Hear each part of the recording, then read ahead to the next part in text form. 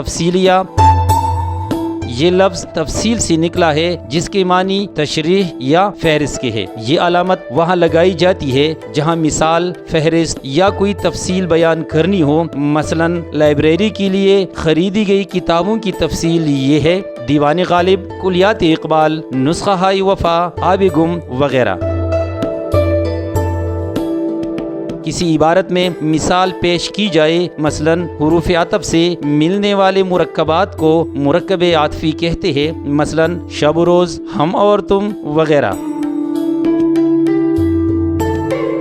جب کسی عبارت میں تفصیل لکھنے ہو تب بھی تفصیلیہ لگاتے ہیں، جیسے ذرا میری روداد غور سے سنو، میں ٹھیک 9 بجے گھر سے نکلا، بس اسٹاپ پر کھڑا ہوا ڈیش ڈیش ڈیش